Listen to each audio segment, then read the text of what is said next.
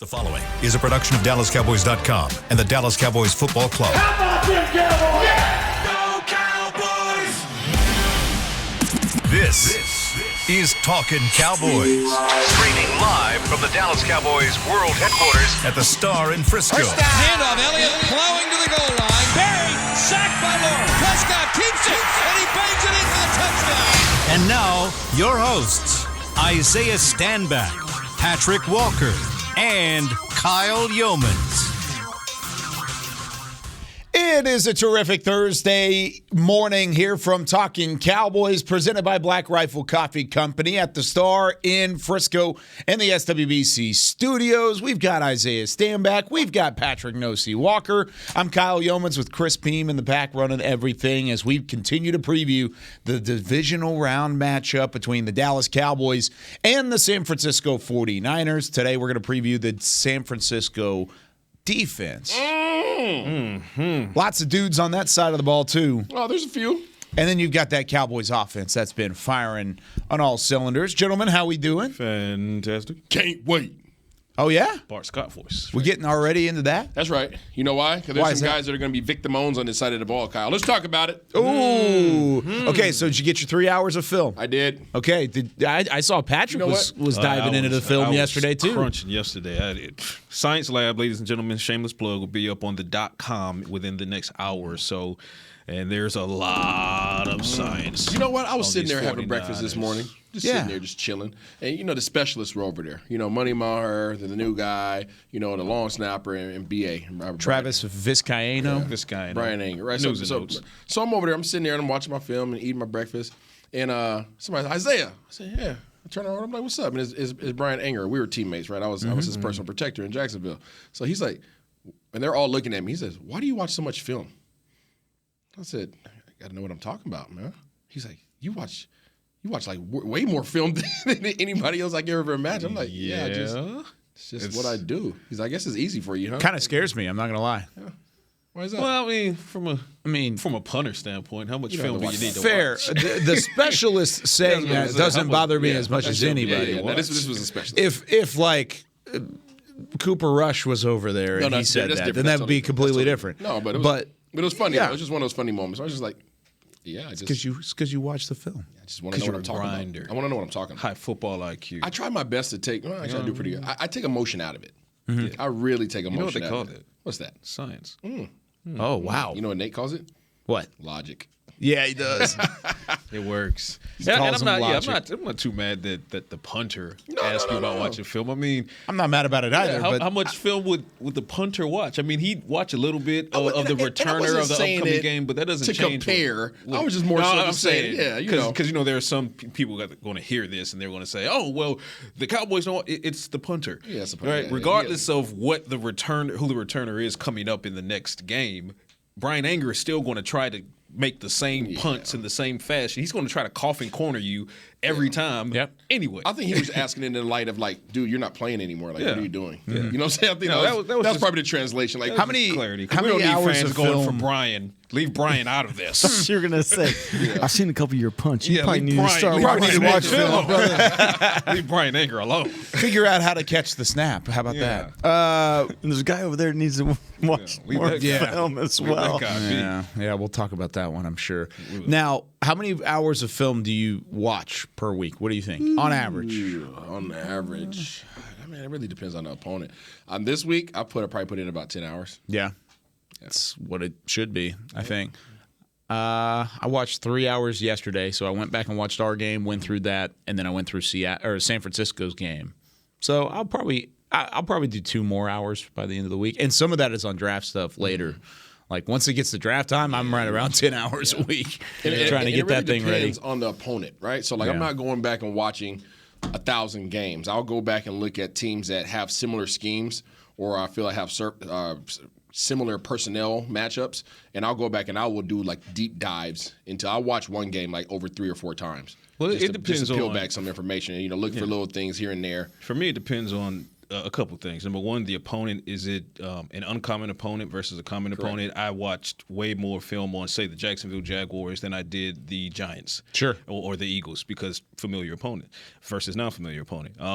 Magnitude of the game, obviously, we would have watched film on the 49ers if it was a regular season game, but given it's an NFC divisional round, you're going to dig that much deeper into it to see if there are any tells that you can kind of put out there for the fans to know about, so forth and so on. So, I don't have as much time nowadays to watch as much film as I used to, but, this game, I went back and rewatched our game, the Cowboys game, and then I dove right back into the 49ers game against the Seahawks, and then I went back against 49ers game against the Chiefs, 49ers games against the Raiders. I was basically looking at games that they struggled in to try to figure out what those opposing teams did well. So I probably got 7.5 hours of film between rewatch of the Cowboys and then looking at those several games for the 49ers. And then you use the film, and then you start digging into the stats, and you put it all together and for context. And I found some things. You found some things. Some unpleasant things.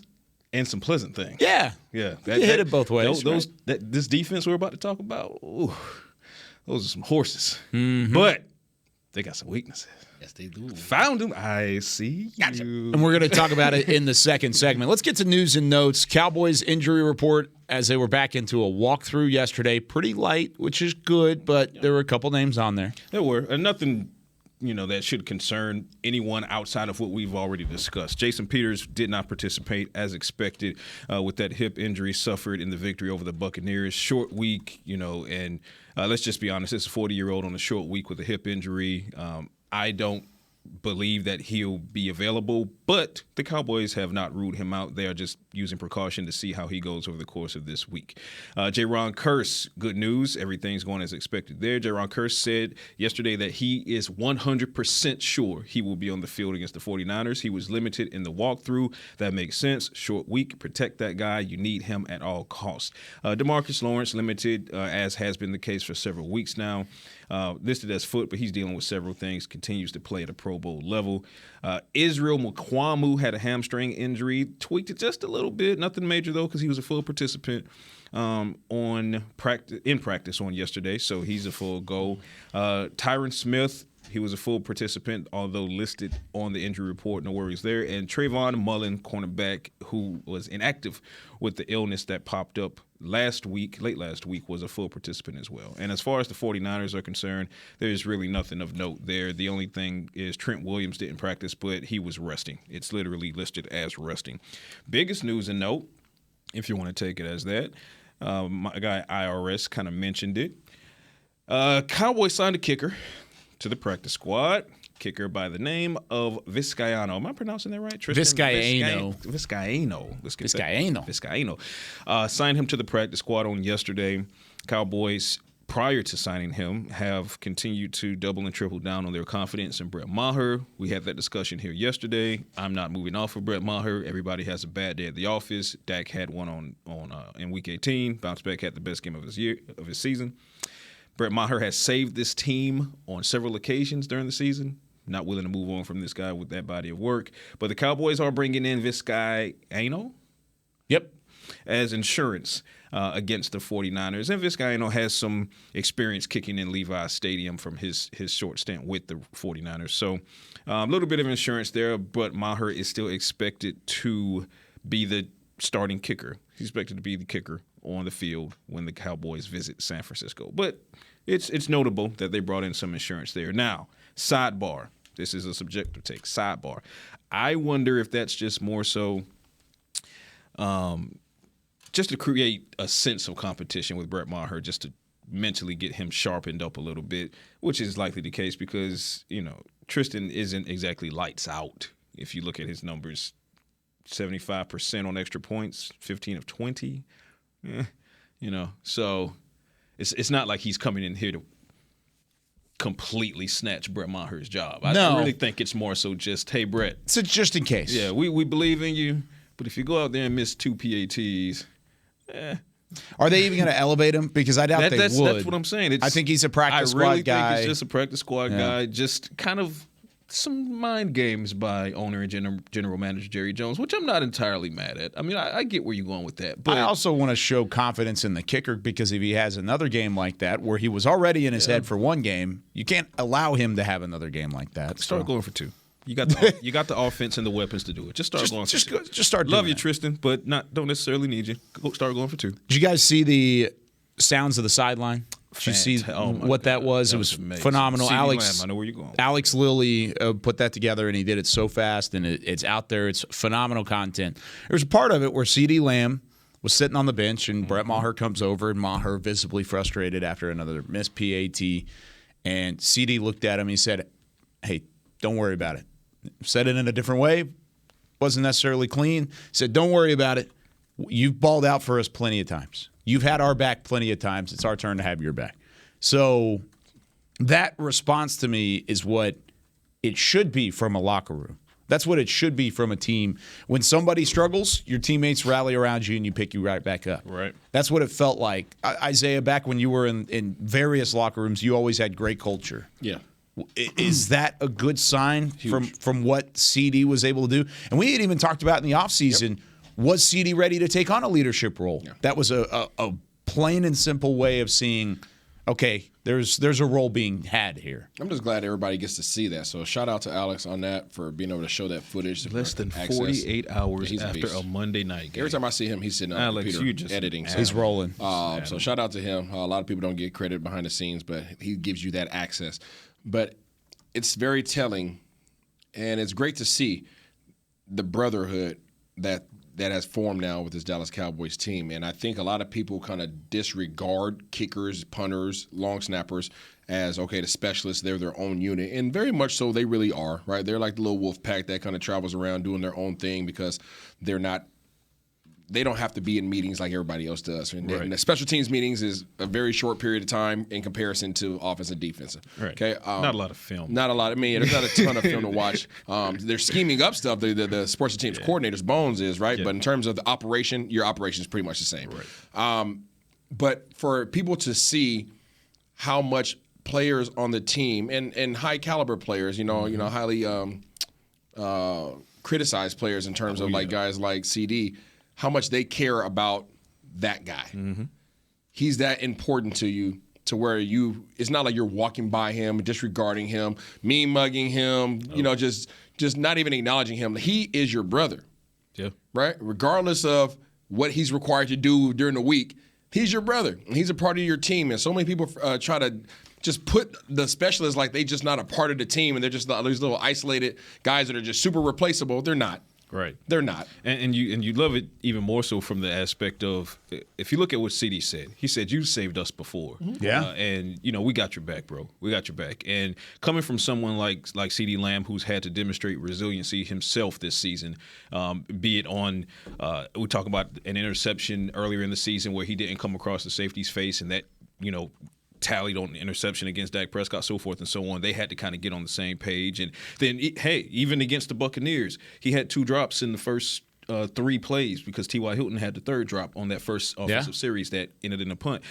So then for CeeDee Lamb to come back and continuously fight through, he knows what it feels like to have a bad play, to have a bad day at the office, to feel the criticism from outside the building, outside the locker room, and how important it is for your brothers to look you in the eye and say, you know what, man, shake that off. That didn't even happen. It's all about the next play. We got you. Don't worry about it. That means a lot, and it carries. It carries week to week, and that's why this locker room, one reason why this locker room is just so close-knit, so tight-knit, and that's why they've been able to continuously bounce back from bad days at the office, be it as a team or as individuals, and you love to see it. Yeah, you absolutely do, and it's something that I know fans will keep an eye on going into the divisional round because fans are going to keep an eye on Brett Maher. Whether or not he makes his PATs is going to be a massive talking point. If he makes them all, great. I think we're back to normal. If he misses one, the topic of conversation is back.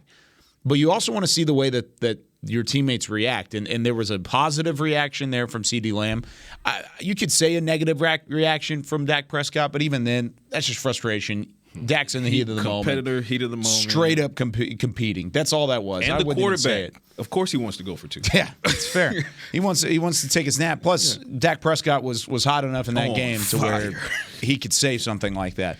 But I do love it from CeeDee Lamb, somebody that we've had those question marks around that we wanted to see step up as a leader. The Cowboys signing Tristan Vizcaino to the practice squad. However, I think it's Brett Maher moving forward. I agree fully. All right, let's take our first break. When we come back, it's time to preview the San Francisco defense and what they bring to the table. They've got a couple all-pros on that side of the ball. And can the Cowboys offense with Dak Prescott have a repeat game like they did against Tampa Bay when we come back right after this? When you build, you start with the foundation. And home ownership is a foundation of a stable future. The Bank of America Community Home Ownership Commitment has helped over 34,000 people lay the groundwork so far, with up to $10,000 towards your down payment or 3% of the purchase price, whichever is less. The satisfaction of owning your own place can become a reality. Visit bankofamerica.com/homeowner to learn more. What would you like the power to do? Bank of America NA, Equal Housing Lender. Credit and collateral is subject to approval. Restrictions apply. This is not a commitment to lend. Lil Sweet! Did you get to work on time? Yeah, but I just realized it's Sunday. Lil Sweet says head on home. Dr. Pepper's on its way. So sweet, unique. Baby, there's nothing better. I bet you've probably done something that deserves a Dr. Pepper. Did you invest your nest egg in an NFT? Yeah, and I don't even know what that is. It's a non-fungible token. Everyone's on something that deserves a Dr. Pepper. Todd thought it would be secure to jog in the cheetah savanna. Todd believed the big cat repellent he bought online was reliable. And now, Todd is trying to be faster than this cheetah that can run 80 miles per hour. But the good news is, Todd has AT&T 5G that is fast, reliable, and secure. And he learned the best thing to do is stop running and toss her the backpack with the beef stew. AT&T 5G. Fast, reliable, secure. It's not complicated.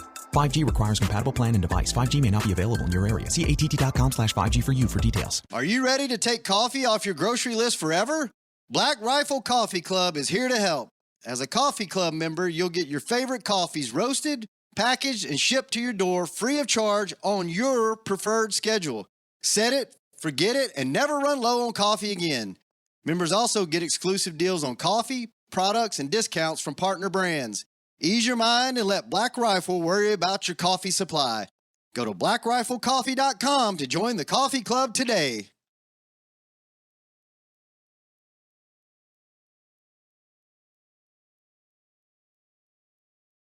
Back to Talkin' Cowboys. Back here on Talking Cowboys as we preview the San Francisco 49ers and the Dallas Cowboys. We're talking 49ers defense and Cowboys offense today. But before we get into that, James Wright is your 2022 Cowboys Fan of the Year. James brings the spice to every Dallas Cowboys game, and now he needs you to help him bring him to the Super Bowl. Vote for James to be given the ultimate NFL Fan of the Year title presented by Captain Morgan by casting your vote at NFL.com/Fan of the Year. Patrick caught me in the first segment. I was voting for James Wright on Fan of the Year. Nice. Saw me on the laptop. I was clicking around. Got a couple votes in there, actually. Did it twice. Get in there, folks. Vote for James. Go vote for James. Good dude. James. By the way, we were talking a lot and we were referencing the CeeDee Lamb moment in Sounds of the Sideline. I just retweeted just now the Sounds of the Sideline video on Twitter. It's at Kyle_Yeomans, but you could also find it. It's the pinned tweet on the Dallas Cowboys Twitter as well if you want to check it out. Really cool piece of content. Again, shout out to Alex Lilly for putting that together. He does a great job with that every single week. All right, let's talk about this 49ers defense, gentlemen. Let's do it. Linebackers, check. Fred Warner and company are just flying around. They fly to the football. How about that edge rusher? Got a guy by the name of Nick Bosa, former second overall pick. Who's that? Back in 2019. Oh, just one of the best edge rushers to play. Javon Kinlaw in the middle. You've got Armstead. He's a problem. You've got Greenlaw. You've got Ward on the outside, who's been locking up number one receivers across the league. What? You don't like that?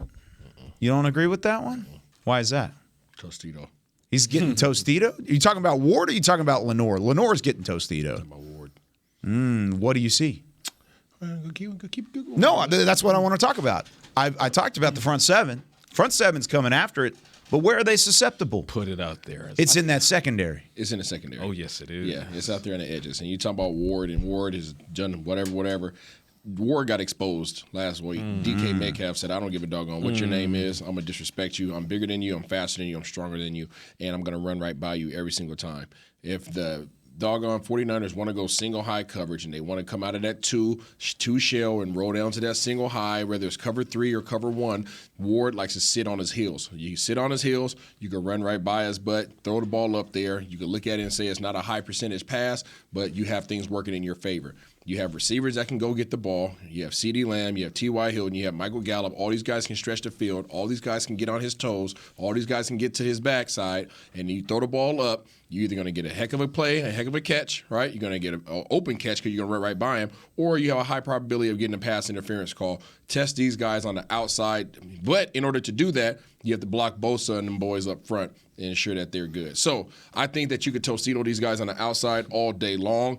Get them out of this one high. You have to get them out of the one high. As soon as you get them out of that, then you can start attacking them on the ground game. And instead of letting Bosa chase you down, how about you chase him down? Instead of letting Warner come downhill, how about you go uphill and go and run through these guys' face? That's my matchup. That's what I'm looking at, and that's what I think we can do to expose these guys. So his numbers against Seattle, he was targeted, or his receiver was targeted 8 times, gave up 6 receptions for 98 yards and a touchdown. Tostito. So Tostito, no doubt about it. He's a good corner, though, because you look at the rest of his stats. There's only 3 games all year he's given up more than 50 yards in a single game. Seattle, Seattle in the playoffs, and then Kansas City. Why does Seattle Kansas keep going against City? him? Oh, it's because of DK Metcalf. It's because you've got a physical receiver on the outside. Dallas doesn't have the physicality, though. They got the speed. Do they? From CD, sure. T.Y. He can burn it. I think CD's the slowest of the 3. Think so? Has wheels. Yeah, I think CD's the slowest. Of those 3 receivers, CD's the slowest. Gallup's faster. Gallup's fast. He can't cut the same way, though. We ain't talking about cutting. We're talking about running straight line. I haven't seen it since the injury. Gallup, but all he does is make big catches. Regardless if he's running for 12 yards. That's all they've tried to do. Right? So I'm saying this is the game that you have to stretch the field. I thought hope wasn't a strategy, though. No. There's no hope. When you throw the ball up to Michael Gallup, he usually comes down with it. Now, they just they haven't pushed it down the field to take advantage of what he used to do because he's not what he used to be yet, right? But that doesn't mean that this isn't an opportunity for you to push the thing down the field. Test these guys out. They just showed you on film that they're susceptible on the outside. That's their weakness. Their linebacker core is pretty doggone solid, okay? They're not better than the guys we faced last week in its totality, but Warner's one of the top 5 linebackers in the league, hands down, right? So he's going to give you some problems. He's going to come downhill. He doesn't care if you're a running back. He doesn't care if you're a fullback. He doesn't care if you're a 330-pound lineman. He's going to hit you underneath the chin and test you out, okay? So you better bring your hacky sack with him when you come at him, okay? So that's going to be a problem. Bosa, go at him. Go at Bosa, right? Get him on his heels. Put him on skates. Kind of like teams are doing to Micah Parsons. Absolutely. Get right at him. Take a couple guys at him and go. Deplete his energy storages. He's going to be juiced up, geeked up. The whole Bay Area is going to be going ham. They're going to be listening to E40 in the stadium. It's going to be hype. They're coming down the tunnel with the boombox. These boys think that we're going to drop back and try to throw the ball all day long, and they're going to be geeked up and on their toes ready to come downhill and get around the edge on freaking Tyron Smith or on Tyler Smith. One of the two, okay? All right? Either one, they're going to be trying to come around the edge. Go at these guys. Tyron, you have the size advantage. Tyler, you got the tenacity. Go at these guys and run them downhill. And then when they start trying to roll those guys back down into the box with that single high, we got some guys that can go downhill, go out and beat your guys in the secondary. Make somebody other than Nick Bosa beat you. Please. Period. I like that. Look at those other guys across that defensive front and say, one of you guys are going to have to prove that you can wreck this game because we're doing everything. We're selling out to delete this guy. And that means, be it, Chip sending extra help over there, and in addition to how you scheme the play calls, burning the edge, whatever, everything you need to do to tire him out, neutralize him, that's what you do. And it's Jordan rules, right? It's do whatever you can to contain this one guy and then dare everybody else to try to beat you. So once you do that, you build off of that. And in looking at the film of the 49ers, go back and look at some of the teams that they either lost to or struggled against. Atlanta Falcons. Why they struggle against the Atlanta Falcons? For the same reason they almost lost to the Las Vegas Raiders for the same reason they did lose to the Kansas City Chiefs, so forth and so on. This team, as stout as their run defense is, as stout as their pass defense can be, they struggle when you have a quarterback that's even remotely mobile. Does this sound familiar, ladies and gentlemen? Remotely mobile? Even remotely mobile. So if Dak Prescott continues to utilize his legs and his mobility like he did against the Tampa Bay Buccaneers, that is going to create havoc, especially in the linebacker core. You're talking about Fred Warner. Yes, all-pro guy. Absolutely, he's a dog. He's an animal. However, if you have to make him second guess, if you have to make Bosa second guess and that pass rush second guess, well, RPO, the next play, is this a keeper for Dak? Is he going to hand it off to Pollard with the speed or Zeke up the A and B gap with the strength? The more you make them second guess, the more opportunities you will have to not only run the ball, but to also be successful in getting the ball down the field. And keep in mind, their interception leaders are their safeties. So there are meals to be had. Talk about Jimmy Ward getting grilled cheese by DK Metcalf. There are meals to be had at that second level, but you have to neutralize the second level by making them play sideline to sideline instead of downhill. Once they start playing downhill, their pass rush is just out of this world, similar to what the Cowboys can do. Keep them off balance time and You know what I want them to second guess? You mentioned second guessing. Yeah. Okay, last year they bully balled us, correct? Yeah, Right, strength on strength. Straight bully ball, right? Yep. They came out the locker room with confidence, just thinking that they were just going to come out in Debo, and then they did Debo Samuel. Okay, they Took the chain. Right? Absolutely. Make them second guess their toughness. Yes. Make them second guess their toughness. When you have an opportunity to go against a very viable opponent, you have to take their will. And the only way you can take their will is by taking away the one thing that they feel they have the utmost advantage in, and that is just toughness.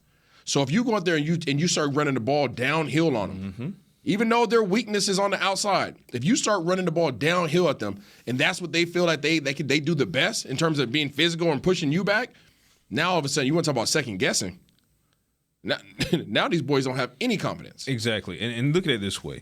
The Falcons, first of all, this is a run defense in the 49ers who have not allowed a single 100-yard rusher as an individual all season. However, the Atlanta Falcons beat them and they had 150 yards rushing on the ground. Well, why is that? A third of that came from Marcus Mariota. Jarrett Stidham pushed them to the limit in overtime. A third of those rushing yards, which was about 140, a third of those came from Jarrett Stidham. You know Patrick Mahomes can do, whether he chooses to do it or not, you know he's a threat on the ground. And his speed is comparable to Dak Prescott. Neither of them are Lamar Jackson as far as straight line speed, but they have enough mobility and speed to say, you know what, we're going to keep you second guessing. The Cowboys have the artillery and the quarterback who can do that and then make the 49ers pay by overcommitting to a possible run play or a keeper from Dak Prescott because you got Tony Pollard and you got Ezekiel Elliott. And if you start to kind of integrate, obviously T.Y. Hilton and CeeDee Lamb is going to get his, Michael Gallup, but then mix it up even more, 3 tight end sets every once in a while. So now you get to send a tight end to help on Nick Bosa, but then you get the other tight end to be able to release down the seam, and now Fred Warner has to make a decision, right? You know what else I want them to second guess? What is that? I want them to second guess their defensive coordinator. Oh, DeMeco. DeMeco Ryans has had one hell of a year. Yeah, he has. Okay, one hell of a defensive coordinator, and he's highly sought after right now. And I want them to second guess his preparation. No like H. I like it. Okay, I want them to say, you know why? That dude, I think, has 4 interviews lined up between now and the game for head coaching positions. Yes. I'm glad you brought that up because there are so many questions that all 3 of us are getting on social media. Well, are you concerned that Dan Quinn has these interviews? DeMeco has more interviews than the Cowboys defense coordinator. Dan Quinn's been a head coach. There's no stress there. DeMeco Ryans has 4 opportunities. You want to talk about somebody who's working their way up the ranks right now? Yeah. This is his biggest opportunity that he's had to date. He is going to be locked in on these. Not to say that he can't multitask, but the reality is he's a younger D coordinator. He had one hell of an NFL career as well. Yeah, he did. Right? Hell of an NFL career. Now he's a great defensive coordinator. This is his big shot. If there's ever an opportunity for him to get the opportunity to be a head coach, this is it. Be right now. And it's showing because guess what? He's going to go do 4 interviews between now and the game. Yeah. He has to get up for those emotionally. Yeah. He has to be locked in those. He has to do that with 100% confidence. Right. Which means that he can't be 100% in on his game plan. And if you take him out of his game plan, then what does he start doing? Well, now I have to start panicking. Now I have to start blitzing. right? I don't like the blitz all the time, but now I got to start blitzing to create some pressure. And now we can do that. Guess what? Tostito time on the outside. And don't mess around and let D'Amico start calling zone blitzes because Dak Prescott versus the zone. He saw it last week. Is the best in the NFL in 2022. And the numbers show that too. I mean, you've got the statistics, we're not you've making got this the up. percentages. That's not a subjective take. Nope. Facts. Dak Prescott eats zone coverage for breakfast, lunch, especially and dinner. zone blitz. Yes. Yeah. So, and the 49ers have shown that they have a proclivity to lean towards zone coverage. They can definitely play man, but how willing are they going to be to play man in a game that is on the heels of seeing Jimmy Ward get slapped around? If they're playing man, they're Metcalf. blitzing. If they're playing man, they're blitzing. So okay. They don't like to play a lot of man. That's my point. They like to play a lot. And I think they know. The science lab when it drops. Yeah, they know that their weakness is on the outside. They love the zone. They know that. And Dak loves the zone. You know what? I mean, even they try to run cover 3 last week, but what is cover 3 on the outside? Man. Yeah. I'm going to really quickly before we hit the break. I feel like we're coming up on that. Here's a list of quarterbacks the 49ers have gone up against. And I'm going to go ahead and tell you right now, only 2, maybe 3, and the third has an asterisk around it, next to it. Justin Fields, Geno Smith 3 times, who had him on the ropes before he Geno'd in the playoffs. Russell Wilson, that's not the same Russell Wilson, ladies and gentlemen. Matthew Stafford, that's my asterisk. If he's healthy, then he's up there. If not, not so much. Baker Mayfield / P.J. Walker. Marcus Mariota. Patrick Mahomes, elite. Justin Herbert, he's getting there. But not quite there yet. Colt McCoy, no. Andy Dalton, no. Tua Tagovailoa, got the weapons. He can do it. Tom Brady, elite. Taylor Heineke, stop it. Jarrett Stidham, stop it. David Bluff and Trace McSorley, stop it. Of all of these, that's a long list that they faced and been dominated against. Patrick Mahomes won. They defeated Tom Brady. So really, they've only defeated one elite quarterback all season. And now they're about to face Dak Prescott in a situation where their defense loves their zone. Guess what? Dak loves his zone too. Yeah, he does. So I say all that to say, not to take away from what the 49ers defense has accomplished. They have a bunch of horses. They have a bunch of dogs, or whatever animal you want to use. They can get after you. However, for those that are constantly buying into the narrative that the 49ers defense is this brick wall, that it's unstoppable, where's the beef in that sandwich? That I just listed all of those quarterbacks. The 2 GOATs, Patrick Mahomes and Tom Brady, you defeated Brady. Fair enough. Cowboys just did that too. Patrick Mahomes dropped 44 on you. Mm-hmm. Okay.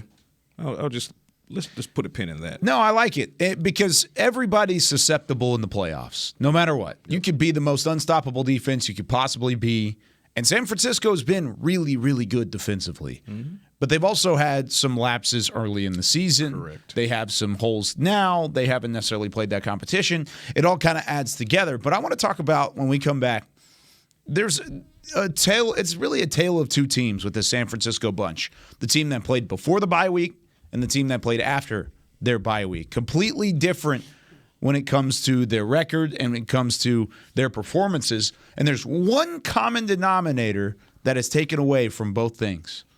For San Francisco, pre-bye week and post-bye week. And I'm going to talk about how the Cowboys can maybe try and have that rear its ugly head again against that San Francisco defense when we come back right after this. Todd thought it would be secure to jog in the cheetah savanna. Todd believed the big cat repellent he bought online was reliable. And now, Todd is trying to be faster than this cheetah that can run 80 miles per hour. But the good news is, Todd has AT&T 5G that is fast, reliable, and secure. And he learned the best thing to do is stop running and toss her the backpack with the beef stew. AT&T 5G. Fast, reliable, secure. It's not complicated. 5G requires compatible plan and device. 5G may not be available in your area. See att.com/5G for you for details. Black Rifle Coffee Company serves premium coffee to people who love America. When you drink Black Rifle coffee, you are directly supporting veterans, law enforcement, and first responders in your community. Black Rifle's expert roasters love coffee almost as much as Texas loves football, so it makes sense that America's Coffee partnered with America's team. Go online at blackriflecoffee.com and fuel up with the official coffee of the Dallas Cowboys. That's blackriflecoffee.com to fuel up today. This sweet. Did you get to work on time? Yeah, but I just realized it's Sunday. Little Sweet says head on home. Dr. Pepper's on its way. So sweet, unique. Baby, there's nothing better. I bet you've probably done something that deserves a Dr. Pepper. Did you invest your nest egg in an NFT? Yeah, and I don't even know what that is. It's a non-fungible token. Everyone's done something that deserves a Dr. Pepper. Want to use what the pros use? How about the official men's skincare brand of the Dallas Cowboys, Jack Black? Right now, you can get the Jack Black Starter, a curated collection of Cowboys locker room favorites for just $10 with free shipping. The starter includes 4 Jack Black skincare favorites, plus a full-sized intense therapy lip balm. Go to getjackblack.com/Cowboys and use the code word TEAMJB. That's getjackblack.com/Cowboys. The Jack Black Starter, $10, free shipping. Back to Talkin' Cowboys. As the boys are striving for greatness coming up on Sunday, you can do the same with Dallas Cowboys jerseys. Get your hand on premium gear at the nearest Dallas Cowboys Pro Shop or log on to shop.dallascowboys.com. A Fanatics experience and level up your game day to look for the NFC Conference Championship game with a win over the San Francisco 49ers. By the way, it is official now, since we were last on the air. The official Dallas Cowboys divisional round watch party is out at AT&T Stadium, out at the Miller Lighthouse. As things will get started out there coming up on Sunday afternoon. Go out there, food, drinks, lots of fans. There were a ton of people out there on Monday night at the Miller Lighthouse. It is a great venue. Get out there. Be there, be quick. For more info, you can go to dallascowboys.com/playoffs. Pre-game live, we'll be right back where we were last week. And it was turned up. Yeah, it was. So if y'all want to see your boys in person, y'all come out here to Tostitos. Either way, we're going to be broadcasting live and direct. You understand me? We're going to be bringing y'all that knowledge and making sure that y'all are the smartest ones in the room. It's going to be a little chilly. It's okay. So just put on a jacket. Right, bundle up. Yeah, bundle up. Bring the blankets. Bring the lawn chairs. You know, when you're sitting side by side with nothing but Cowboys fam, you ain't never cold. That's a big TV out there, too. Yeah, it is. That's a huge TV. We're all over it. All over it. Listen, the Cowboys have a chance to appear in the NFC Championship game for the first time in 27 years. Woo! And you're going to let a little bit of cold stop do you? it. Hey, listen up. Out there at the stadium was packed. You're gonna let a little bit of cold. It was awesome. I think there was over 8,000 people. Yeah, we need to get 10 out there. We need 10,000 people out there. 10 out there. And then we want the overflow at Tostito. Yeah, whatever you need. Overflow. All right, Isaiah Stanback, Patrick Nosey Walker. I'm Kyle Yeomans. Let's take a look at this. This is the San Francisco 49ers. They were 4-4 going into their bye week. Their bye week was almost smack dab in the middle of the season. Week 9, they were 4-4. In the first 8 games, they only forced 9 turnovers. They had 9 takeaways as a defense. They also didn't really do a great job of holding on to the football. They had 12 takeaways on the offensive side of the ball. Since then, since their bye week, they've rattled off 10 straight wins. 10 straight. They have not lost since prior to their bye week. Since then, they've had 5 turnovers on offense. So they're taking care of the football.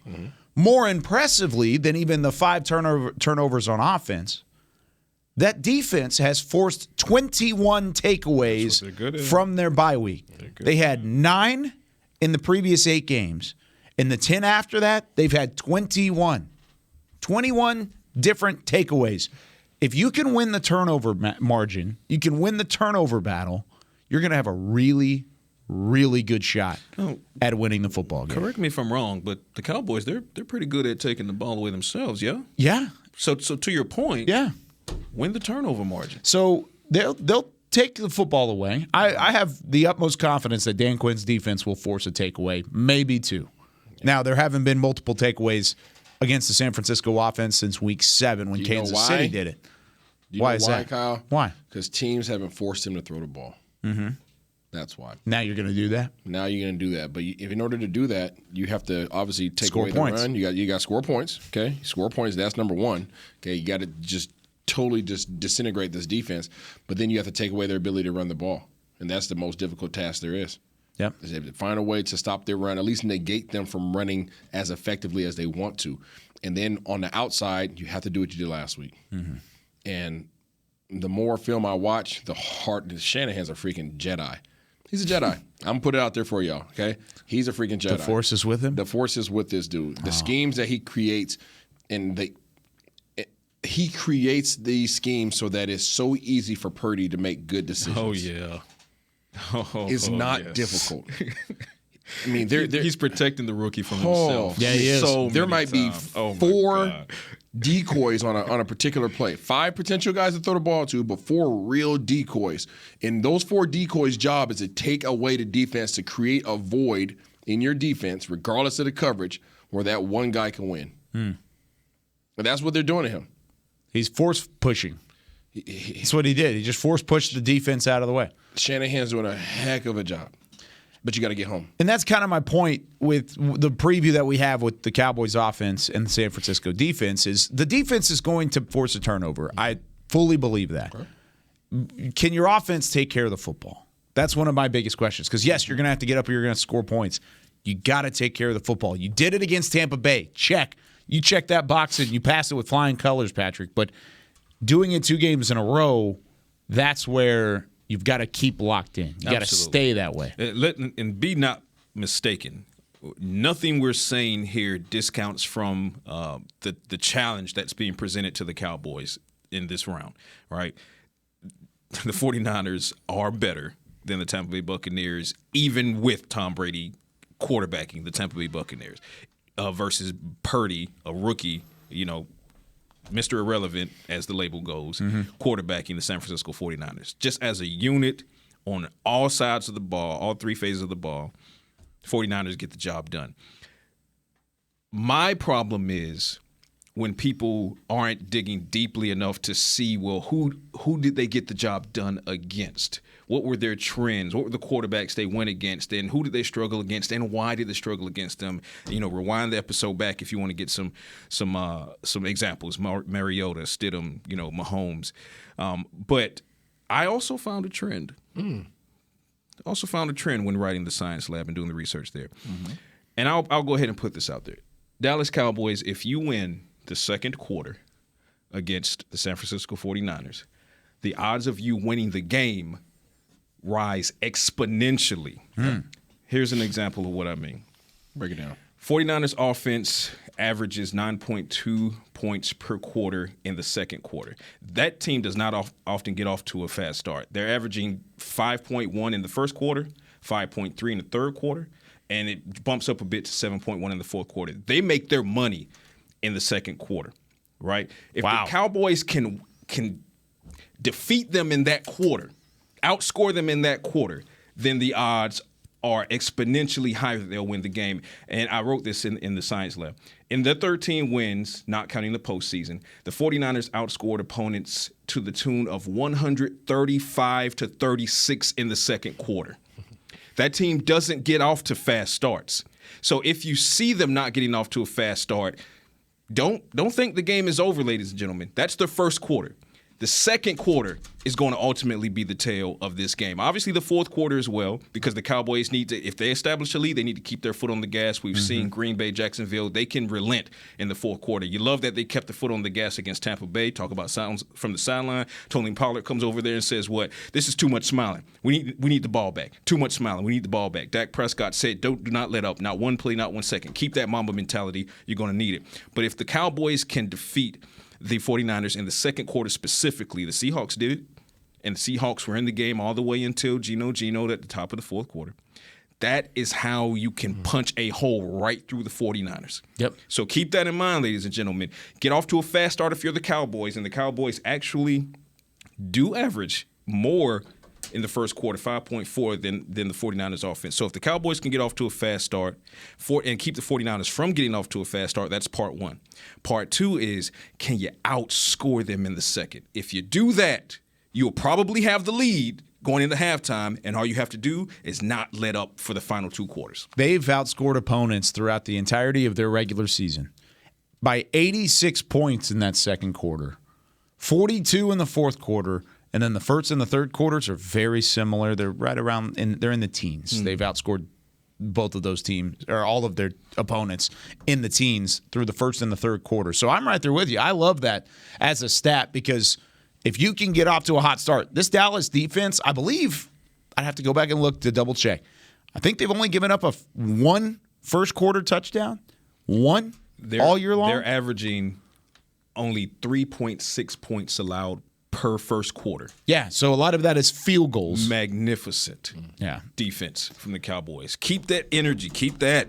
You need this. And then that should give you, if you get off to a fast start and your defense holds teams, like we just said, averaging 3.6 allowed in the first quarter, then you might even be able to withstand a second quarter surge that seems inevitable from the 49ers. But if you can withstand it or just stop it from happening altogether, odds go through the roof of you walking away with this win. Detective Walker, Detective Standback, you guys have done a phenomenal job today. Thanks, Kyle. Dissecting what is going on. What's tomorrow, Kyle? You know what tomorrow is? What's that? And honestly, I got some tweets yesterday that you've been saying it with your chest all week. You have. Cowboys Nation has been saying it with its chest all week, but tomorrow is different. Tomorrow is a divisional round of Say It With Your Chest Friday. You got to say it with your chest tomorrow, and we're going to do that starting at 9 a.m. DMX. What was that? Nothing. I had to pull myself back from a comment. Go ahead. Okay. Listen, if IRS You've never done that. What's going on? If he had to pull himself back, leave it be. Yeah, if he had to pull himself back, leave it be.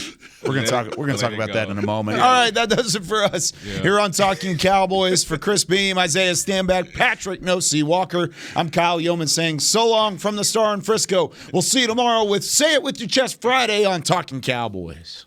This has been a production of DallasCowboys.com and the Dallas Cowboys Football Club. How about this, Cowboys? Yeah!